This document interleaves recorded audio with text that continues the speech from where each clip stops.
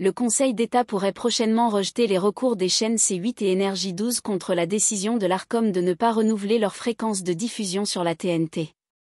Cette décision, qui intervient après une présélection ayant écarté ces deux chaînes en juillet dernier, a provoqué de vives réactions au sein du paysage audiovisuel français. La décision finale du Conseil d'État est attendue d'ici le 17 février. C8, propriété du groupe Canal+ sous la direction de Vincent Bolloré, et Énergie 12, chaîne appartenant au groupe Énergie, ont contesté la décision de l'Arcom, autorité de régulation de la communication audiovisuelle et numérique, de ne pas renouveler leur autorisation de diffusion. Cette autorisation arrive à échéance le 28 février 2024.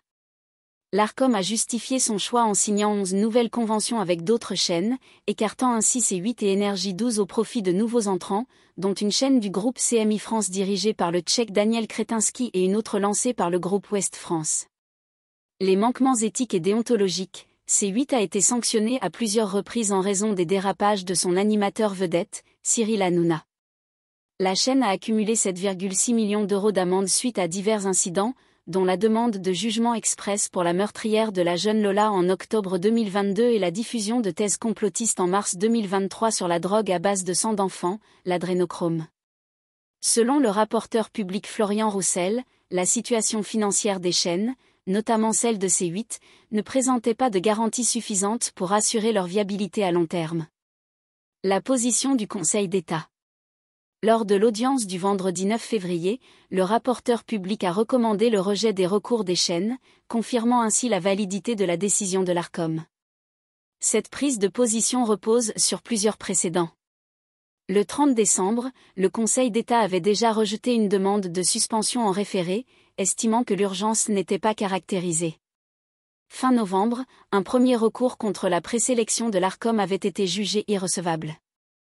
Si la décision du Conseil d'État suit l'avis du rapporteur public, les deux chaînes devront cesser d'émettre d'ici le 28 février.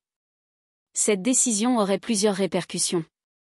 C8 et Énergie 12, bien qu'ayant connu des difficultés d'audience ces dernières années, restent des acteurs importants de la TNT. La fermeture de ces chaînes pourrait entraîner des licenciements et une reconfiguration du paysage audiovisuel français.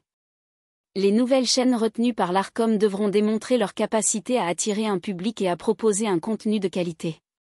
Les possibles recours.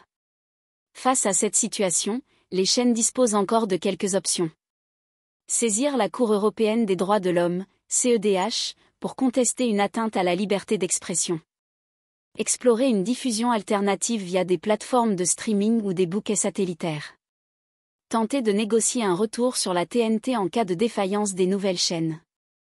Le sort de C8 et Énergie 12 repose désormais entre les mains du Conseil d'État, dont la décision finale est attendue dans les prochains jours.